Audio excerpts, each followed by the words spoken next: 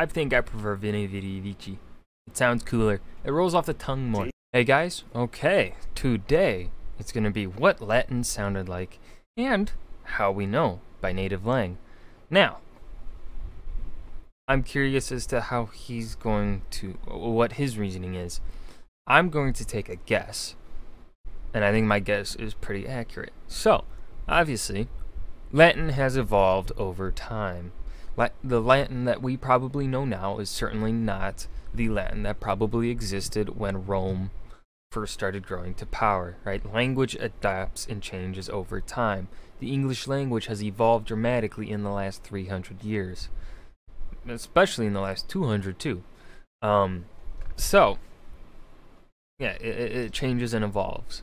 Another reason, but the reason as to why, or how we know what it sounded like, is because of the Catholic Church, right? So, in the latter time of the, I guess, Roman Empire's, unification, the Constantine the Great, right? When Rome was still unified, before it crumbled, or well, before Western Rome crumbled and fell, it was unified, and Christianity was spreading throughout the land.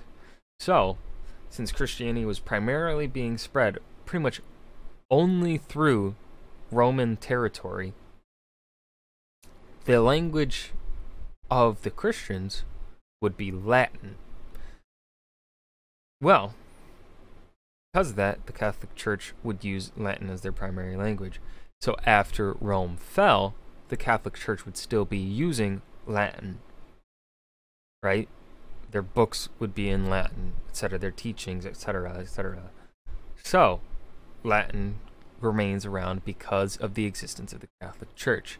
And because the Catholic Church was still able to remain in power for centuries and centuries later, and arguably still has massive, actual power in the modern day, Latin is still around and we know how it sounds because of the Catholic Church. Probably the one good thing the Catholic Church has done. I'm gonna get so much hate for that. They preserved a language. That's always admirable. Anyways, let's watch the video and see what his points are. Rome fell in the year 476. Yes, the it did. microphone wasn't invented until the 1870s. That's quite a gap. And yet we still know how the old Romans pronounced their Latin. Prove it? Okay. Catholic school. Literature class. My teacher is let's call him Father F. A fellow language head himself, Father F has a much fuller experience bar than me. Respect. It's first thing in the morning, and that schoolroom sunlight is barely starting to flip the I like the animation style he's got going on here. activation switches in my brain. Languagey words drift in from across the class. Consonants, Italian, pronunciation. Up goes my sensor. One kid's over there talking with the father. Best I can recall, it went like this. So, how do we know what Latin sounded like? I mean, I always thought Caesar's quote was Veni Vidi Vici, but some Latin student told me V's were W's and C's were K's. Oh, come on. Can you imagine any good Italian saying Weni, Weedy, Weeki? I'm sitting there, sure this is wrong somehow. See, my first linguistic obsession was reading up on how Latin became the Romance languages. So why was I suddenly speechlessly tongue-tied? Well, young self, it took me years, but I'm back to help. We think we know what Caesar's Latin sounded like, and that wasn't it. We know because, well, sometimes they told us. Quintilian was a smart guy from Roman Spain who moved to Rome, managed to survive the off-the-wall year of the 4 emperors, and then founded a school of rhetoric. Also, he hated the letter K. So K, I think, shouldn't be used at all. The letter C keeps its strength before all the vowels. If he's saying C always made a K sound, that means it didn't have that second soft pronunciation it does in English or Italian. But that's one grammarian say so. Things could look different when all the evidence comes in, which is exactly what one Czech linguist claims about the letter R. Your Latin textbook says it's a trill. She argues it's a tap. Ere, re. We're just gonna have to piece together the evidence ourselves, starting with ancient authors writing in good Latin.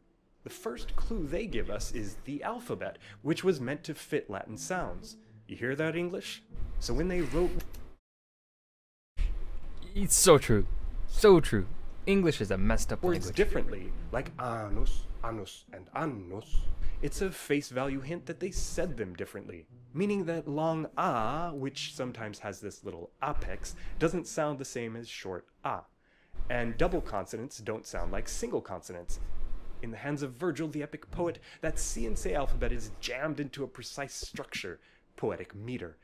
From that meter, we can figure out which syllables are long and which are short, which helps confirm which vowels are long and which ones are short. So some E's are longer than other E's. But go look for short E on inscriptions and you'll find something interesting. Or won't find, because it might be representing an A. Why? Well, it makes sense if short E wasn't only shorter than long E, but it also had a different sound, a sound closer to A, a kind of I. I am not a linguistic, so this is just...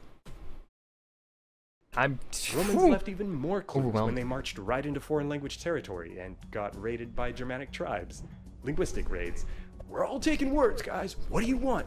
Oi, bring me back some wine. I want a wool. Yep, those are Latin words and bad accents. And they make it look like vuz were was at the time, something we'd already be suspicious of from poetry and word pairs. So yes, good Latin was spreading, but back home, the Roman rabble was busy turning it bad. Good Latin writers noticed, though, and even included characters speaking the bad Latin, the sermo vulgaris, especially for a good laugh. But bad Latin can still be good evidence. Down in Pompeii, before the tragedy, a random guy comes along and graffitis the place to make sure we'd forever know that he stopped here with his brother. He does something vulgar, though. He drops the H in the word here. Just a little mistake, right? Later, you find a very dusty, very old book full of cranky corrections, telling you that the word for old is vetulus, not veclus, to say hostiae, not ostiae, and hermeneumata, not erminomata. Come on, people, get it together. Looks like the Pompeii bros weren't the only ones dropping their H's. These mistakes are an interesting kind of proof. I mean, you probably wouldn't beg me to stop dropping my H's unless people were indeed dropping their H's. But what was once linguistic heresy eventually turned into romance. Languages. These all have something to teach us about Latin. Wait, how can new languages be evidence for a dead one? Well, take Spanish or Italian A. It comes from Latin A. But it also comes from short I, but not long E. Kind of like those inscriptions. It's even more evidence for short I versus long E. Also C. The letter C. The Romance languages still love it, but before E's and I's it makes a soft sound. Except in Sardinian. So will good Italians say vincere, in Sardinian conquering is bincere. Now, Romance palatalization is another story, but historical linguistics says these languages are whispering at us. Latin C always sounded like K, but most of us changed. They're thumbs upping Quintilian. So you see, younger self, all of this is why when Romans talked about conquering, they said vincere, and why Caesar's phrase was veni, vidi, vici. Now, before you go around enforcing reconstructed pronunciation I think I prefer Vini Vidi Vici. It sounds cooler. It rolls off the tongue more. on us, getting the Pope to speak like a real Caesar, think about Latin's living history. This was but one part of the story. Pretty amazing one, though. Stick around and subscribe for language. Ooh. Okay. That reasoning was not what I was expecting. It was a bit too quick, and I feel like he needed to go into depth a bit more.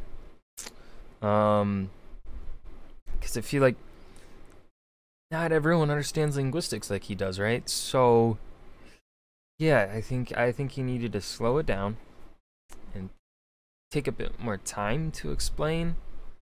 I mean, obviously his followers, they're gonna probably understand what he's meaning behind certain linguistical stuff, right? But I still would have preferred a bit deeper explanation.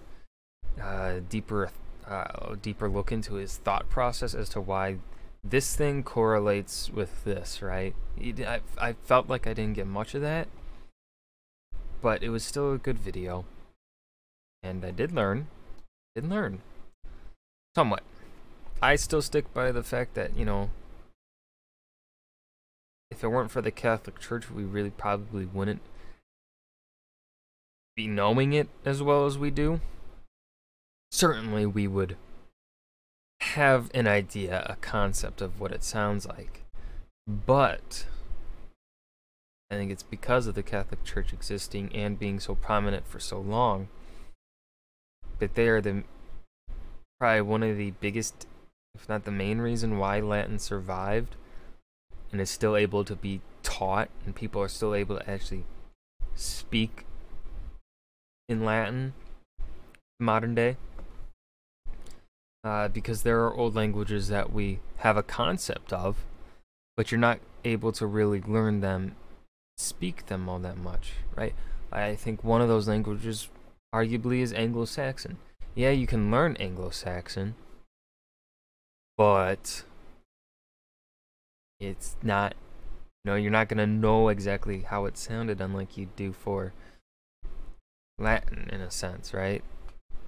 We have a better, well, we do have a concept as to what Anglo-Saxon sounded like because it's not as old as Latin, but, and because English kind of evolved out of Old English, of course, per the name, but I feel like we have a far better concept of understanding Latin than we do of Old English. Anyways, that's enough of me rambling. Thank you guys for watching. Hope you enjoyed. Remember to hit that like button and subscribe for more. Thank you.